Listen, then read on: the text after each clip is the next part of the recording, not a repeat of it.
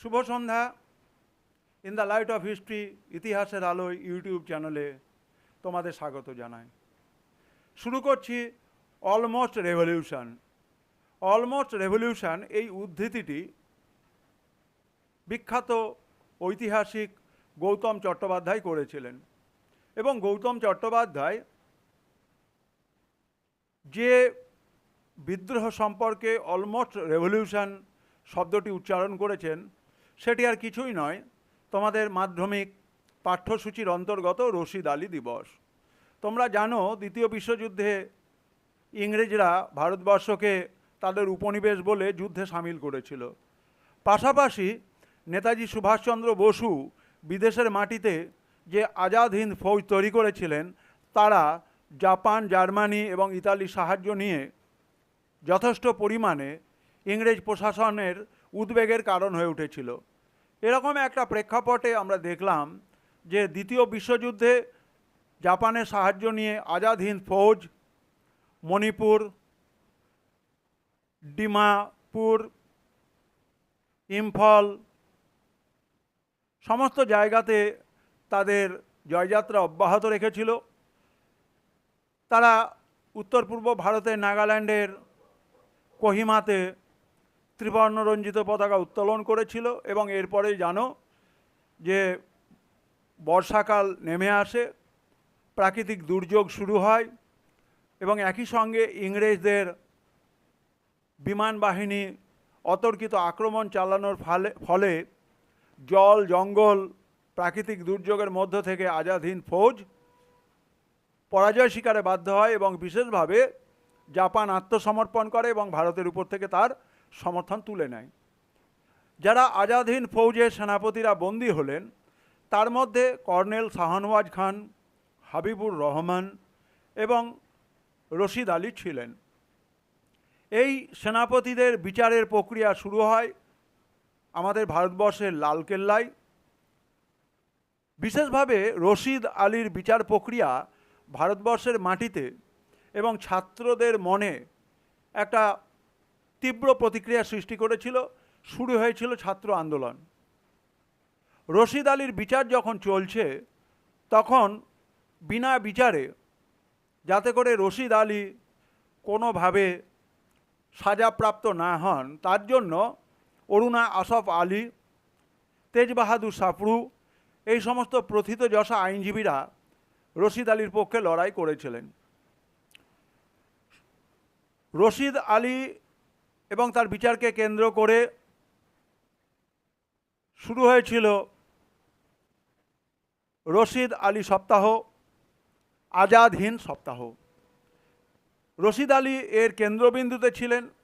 যেহেতু তিনি আজাদ হিন্দ ফৌজে ছিলেন সেই জন্য এই সপ্তাহের নাম দেওয়া হয়েছিল 11ই নভেম্বর থেকে আজাদ হিন্দ সপ্তাহ এবং 12ই নভেম্বরকে বলা হয়েছিল আজাদ হিন্দ দিবস।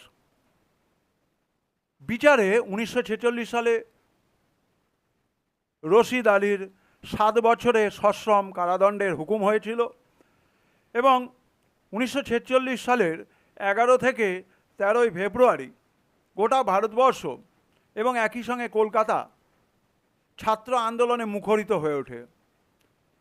12ই ফেব্রুয়ারি তারিখে কলকাতার কলেজ স্কোয়ার থেকে ওয়েলিংটন পর্যন্ত যে ছাত্র আন্দোলনের গতি এবং তীব্রতা তা ইংরেজদের মাথা ব্যথার কারণ হয়েছিল। যে ঐতিহাসিকের কথা আমি বললাম গৌতম চট্টোপাধ্যায়, উনি কিন্তু এই সময়ে ছাত্র আন্দোলনের সঙ্গে যুক্ত ছিলেন এবং গৌতম চট্টোপাধ্যায় তার নিজের গবেষণা প্রবন্ধ এবং একই সঙ্গে তিনি যে সমস্ত কৃতি ছাত্রদের গবেষণা গাইড হিসেবে ছিলেন তাদেরকেও তিনি রশিদ আলী দিবস, ছাত্র আন্দোলন এবং বিভিন্ন সময়ের ছাত্র আন্দোলনের উপর কাজ করিয়েছেন। সেখানে তিনি দেখিয়েছেন যে রশিদ আলী দিবস এটা ছোটোখাটো কোনো ছাত্র আন্দোলন নয়। কলেজ স্কোয়ার সেদিনেও যে অবস্থায় ছিল আজকেও ছাত্র আন্দোলনে কলেজ স্কোয়ার, ওয়েলিংটন একই জায়গায় কিন্তু রয়েছে। আজকেও আমাদের স্বাধীন ভারতবর্ষে কোনো ছাত্র আন্দোলন হলে সেখানেই কিন্তু শুরু আমরা দেখতে পাই। কলেজ স্কোয়ার থেকে ওয়েলিংটন পর্যন্ত ছাত্ররা রশিদ আলীর বিচারকে কেন্দ্র করে এবং রশিদ আলীর মুক্তির দাবিতে গণ আন্দোলনের ডাক দিয়েছিল। এবং এই সময় অন্যান্য ছাত্র সংগঠন যেগুলো ভারতবর্ষের বুকে ছিল সেগুলো ধর্মঘট করে। মুসলিম লীগ, তাদের যে ছাত্র লীগ, তারা ধর্মঘটিতে ছাত্রদের মিছিলে গুলি চালিয়েছিল এবং কলকাতা ও তার আশেপাশে যে শিল্প অঞ্চলগুলো ছিল রশিদ আলী দিবসকে কেন্দ্র করে ধর্মঘট হয়েছিল। মুসলিম লীগ নেতা সোহরাবর্দী, কমিউনিস্ট নেতা সোমনাথ লাহিড়ী, কংগ্রেস নেতা সতীশচন্দ্র দাশগুপ্ত ওয়েলিংটন স্কোয়ারে এক বিশাল জনসভায় বক্তৃতা দিয়েছিলেন। সভার শেষে মিছিল ডালহৌসি স্কোয়ারের দিকে যাত্রা করে।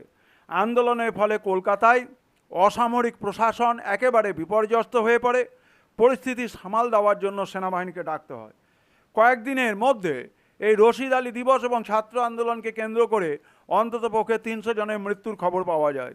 যদিও সরকারি হিসেবে আমরা দেখতে পাই এই মৃত্যুর সংখ্যাটা ছিল 84 জন। ছাত্র আন্দোলনে সক্রিয়তা এবং ব্যাপকতা মানুষের মনে স্থান করে নিয়েছিল এবং মানুষ স্বতঃস্ফূর্তভাবে এই ছাত্র ধর্মঘটিদের পাশে দাঁড়িয়েছিল। অত্যন্ত সঠিক কথা। ঐতিহাসিক গৌতম চট্টোপাধ্যায় রশিদ আলী দিবস এবং ছাত্র আন্দোলনকে কেন্দ্র করে যে জয়গাথা লিখেছেন, অলমোস্ট রেভলিউশন, তা যথাযথ এবং সার্থক। তোমরা মাধ্যমিক পরীক্ষার্থী, তোমাদের জন্য রশিদ আলী দিবস এই বিষয়ে 4 নম্বরের একটি টিকা থাকতে পারে, অথবা রশিদ আলী দিবসকে কেন্দ্র করে যে ঘটনা প্রবাহ ঘটেছিল তার ব্যাখ্যা দাও, এই বিষয়ের উপর প্রশ্ন থাকতে পারে। তোমরা এই বিষয়টিকে অত্যন্ত গুরুত্ব দিয়ে তৈরি করবে। সবাই in the light of history, ইতিহাসের আলো ইউটিউব চ্যানেলের যেমন প্রতিদিনে তোমরা বিভিন্ন ভিডিওগুলো দেখো, আজকের এই ভিডিওটি দেখবে, তোমাদের কাজে লাগবে। আগামী দিনের জন্য, আগামীকালকের জন্য আমরা আবার ভিডিও তোমাদের জন্য উপস্থাপন করব। সবাই ভালো থেকো, সুস্থ থেকো, শুভরাত্রি।